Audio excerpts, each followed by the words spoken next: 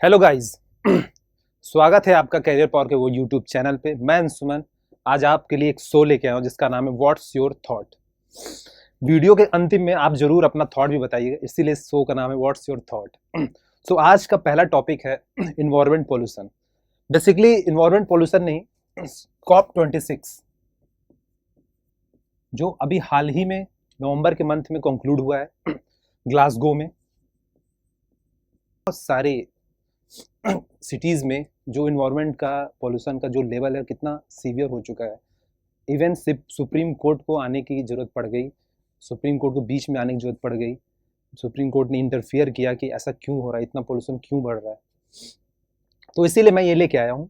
आगे हम बात करेंगे COP26 क्या है, क्यों है, कैसे है, क्या होता है इन्वायरमेंट पोल्यूशन। और दूसरी चीज़ और जो हम डिस्कस करेंगे वो है COP26 में इंडिया को क्यों क्रिटिसाइज़ किया गया, क्यों क्रिटिसाइज किया। आप ये देख रहे होगे, ये this is the electricity generation plant, power plant जिसको बोलते हैं। तो इंडिया की जो लगभग इलेक्ट्रिसिटी है 60 अराउंड 55 to 60% वो सिर्फ आपकी पावर प्लांट से आती है, जो कि कोल बर्न पे होती है। और आपको पता है कोल बर्न होंगी तो इन्वायरमेंट पोल्यूशन होगा ही होगा। ठीक है, तो आज इन्हीं सब बातों पे हम आगे चर्चा करेंगे। तो व्हाट इज COP26? तो बेसिकली आप देखो कि COP26 क्या है। C for conference, O for off, P for parties. And why 26? Because it happening 26th time. That's why it is 26. And it is an organization in UN, UNFCCC. You know, what is this? Suppose just like you can see here, just like UNESCO, World Bank, IMF. This is also organization which solely deals with pollution and climate. So what is the full form of UNFCCC? United Nations Framework Convention on Climate Change. That is the United Nations Framework Convention on Climate Change. Okay, this is what is COP. COP is an apex body. Apex, what is apex? Apex basically is a high level authority. High level authority. This city is Glasgow, is in Scotland. I'm really sorry for that. Okay, actually Scotland and Italy both organizes this meeting this year. Okay, that's why I can Italy. Okay, why it is delayed? You know, all coronavirus, COVID pandemic. That's why it is delayed in 2020. Okay, next slide. And why and when is COP is formed? क्यों और कैसे और क्यों उसको बनाया गया था, कोई और कब बनाया गया था COP को। आप जैसा देख पाओ, मैंने आपको पहले ही बताया था, COP is a conference of parties, is a decision making body in UN. Okay, you know, apex decision making body of the United States. So basically it deals with the greenhouse gas emission. What is this greenhouse? Greenhouse basically the gas which traps heat in atmosphere. Okay, I will give you a very good example how you can understand this greenhouse gas. Okay, let's suppose in summer, if suppose you always see that if you are in a car or bus, whatever, whenever sunlight strikes the window, what happens? You always see, आप हमेशा देखे होगे, जब भी आप गर्मी के मौसम में अपनी कार को कहीं भी ऐसे ही रैंडम पार्क कर दो और फिर उसके बाद आप उसमें अंदर जाओ, बहुत ही ज़्यादा हीट आती है वहाँ पे, बहुत ही ज़्यादा। क्यों? तो सोचो होता क्या, मैं बताता हूँ। ये विंडो शील्ड होती है ना, जो विंडो होती है, फ्रंट विंडो या साइड विंडोज, उस पर क्या होता है, जब सन की लाइट आती है तो सन की लाइट जब आती है उसमें एनर्जी बहुत ज़्यादा होता है और उसकी वेवलेंथ जो होती है बहुत कम होती है। Short wavelength and high energy, short wavelength and high energy. तो होता क्या इसकी वजह से कि जो ये ग्लास का पैनल होता है ये हमेशा शॉर्ट वेवलेंथ को जाने देता है, मतलब आप पास करा सकते हो, ऐसा होता है। तो सपोज आप यहाँ पे एक शॉर्टर वेवलेंथ की लाइट आई, रेज आई, वो मैंने क्या बोला था, वो पास करा देता है, तो वो अंदर आ गई। अब जैसे ही वो अंदर आ जाएगी, थोड़ी एब्जॉर्ब हो जाएगी सीट में, कहीं कहीं जगह जगह, उसके बाद उसकी एनर्जी हो जाएगी कम, और जैसे ही एनर्जी होगी कम, आपका लैम्डा हो जाएगा, लैम्डा यानी वेवलेंथ, वेवलेंथ वो आपका बढ़ जाएगा। Always lambda is direct inversely proportional to energy, जैसे ही एनर्जी बढ़ेगी लैम्डा कम होगा, जैसे ही लैम्डा एनर्जी घटेगी लैम्डा बढ़ जाएगा। अब जैसे ही क्या हुआ, अगर वेवलेंथ बढ़ गई तो यहाँ से क्या होगा, ये लाइट फिर पास नहीं कर सकती। ग्लास की एक बहुत प्रॉपर्टी होती है, वो हायर शॉर्टर वेवलेंथ की लाइट्स को पास कराती है, पर लॉन्गर वेवलेंथ की लाइट्स को पास नहीं कराती है। तो उसकी वजह से क्या होगा कि फिर ये जो लाइट वापस जाने की कोशिश करेगी वो नहीं जा पाएगी और वो ट्रैप हो जाएगी। दैट्स वाई आप कभी भी देखो, आप कभी भी ऐसे ही धूप में खड़ी कर दो गाड़ी अपनी, कार अपनी, आपको हमेशा समझ में आएगा कि बहुत ज़्यादा गर्मी हो रही है आपको। ठीक है, उसी तरह क्या होता है, हमारा एटमॉस्फेयर जो है, हमारा एटमॉस्फेयर सपोज ये अपना अर्थ है, ठीक है, हमारा एटमॉस्फेयर ये है। अब जैसे ही सन की रेज यहाँ आती है, तो होता क्या है, सन की जब रेज आती है तो उसमें एनर्जी बहुत ज़्यादा होती है और उसका लैम्डा जो होता है बहुत कम होता है। तो उसकी वजह से होता क्या है, जो हमारी जो एटमॉस्फेयर की ब्लैंकेट होती है वो इसको पास होने देती है, same like glass window, same like glass window ये पास होने देती है। जैसे ये पास होके धरती पे आ जाएगी या अपने अर्थ पे आ जाएगी, उसके बाद क्या होगा, आप इसके अर्थ पे आएगी, ये क्या होगा, कुछ पार्ट एब्जॉर्ब करेगा, कुछ पार्ट रेडिएट करेगा। उसके बाद क्या होता है, जैसे ये कुछ पार्ट एब्जॉर्ब हो जाएगा तो इसकी एनर्जी क्या हो जाएगी, कम, उसकी वजह से क्या हो जाएगी, आपका लैम्डा बढ़ जाएगा, आपका वेवलेंथ बढ़ जाएगा। फिर जैसे ये फिर रेडिएट होकर वापस जाने की कोशिश करेगा, तो ये क्या होते हैं, ये जो ग्रीन हाउस गैसेस होते हैं, जो ये गैसेस जो होते हैं यही आपका वो बनाते हैं, ब्लैंकेट बनाते हैं। जो गैसेस ग्रीन हाउस गैसेस हैं यही आपका ब्लैंकेट बनाते हैं।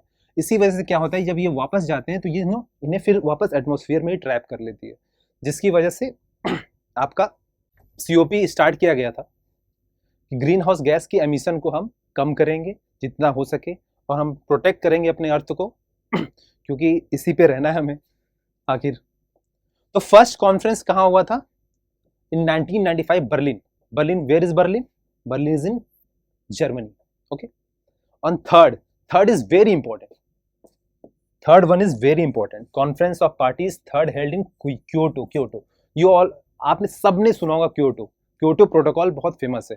और आपको पता होगा कि जब जापान के पीएम आए थे वाराणसी, एंड अपने पीएम ने उन्होंने बोला था कि वाराणसी को हम क्योटो के तर्ज पे बसाएंगे, जैसा क्योटो है उसी तरह, उसी वही मॉडल वही रोल सब वैसा ही बनाएंगे।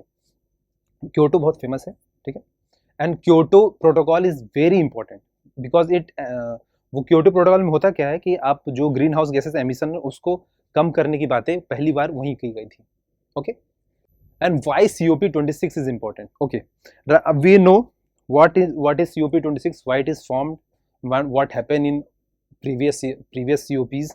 okay, right, then we can also discuss कि ग्रीन हाउस गैसेस कौन कौन से हैं, ये भी डिस्कस करना जरूरी है। ओके, ग्रीन हाउस गैसेस, आप CO2 है, आपका वाटर वेपर है, एंड क्लोरीनेटेड गैसेस हैं, जिन जिन गैसों में क्लोरीन होता है, chlorinated gas. Okay, chlorine is also very very very very important. Why, because chlorine जो है ना वो सबसे ज़्यादा ट्रैप करता है heat, that's why, and CO2 is too. Okay, right now अगर ये बोल रहे हैं हम कि ग्रीन हाउस गैसेस की एमिशन कम होनी चाहिए, बंद होनी चाहिए, जो भी होनी चाहिए, आप सपोज अगर मैं ये कहूँ ये सारे गैसेस जो हैं, CO2 हो गया, वाटर वेपर हो गया, क्लोरीनेटेड गैसेस एटमॉस्फेयर से गायब हो जाए तो क्या होगा, ये भी एक सोचने वाली बात है ना कि ग्रीन हाउस गैस हम बोलते हैं कम करना चाहिए हमें या खत्म करना चाहिए हमें, लेकिन सपोज अगर वो पूरी तरह से खत्म हो गए तो क्या होगा। तो आप सोचो कि अगर ये गैसेस जो हैं अगर ये पूरी तरह से खत्म हो गए ना तो इतनी भयंकर ठंड आएगी, इतनी भयंकर ठंड आएगी, कुछ बता नहीं सकते। क्यों, आपको जैसे मैंने पहले बताया, अगर ये ब्लैंकेट जो है, ये ब्लैंकेट अगर अर्थ से ऊपर के ये ब्लैंकेट हट जाएंगे तो ये जितनी आती है वो रेडिएट होके फिर बाहर निकल जाएंगी, तो वो जो अर्थ को हीट मिल रही है ट्रैप होने की वजह से वो भी चली जाएगी। पर हम गलती कहाँ कर रहे हैं, गलती ये है कि हम बहुत ज़्यादा एमिट कर रहे हैं, ज़रूरत से ज़्यादा एमिट कर रहे हैं, ये यहाँ पे गलती ये आ रही है। ठीक, तो COP26 क्यों इम्पोर्टेंट था? देखो, इस COP26 में काफ़ी सारी चीज़ें आई, 5 पॉइंट्स भी रखे गए। मैं आपको 5 पॉइंट्स बताऊंगा जिससे आपको COP26 में क्या क्या हुआ, क्यों क्यों हुआ, ये आपको पता चल जाएगा। ठीक है, तो सपोज पहली चीज़ तो जो कंट्रीज हैं, सारी countries, they are going to greener energy. What is greener energy?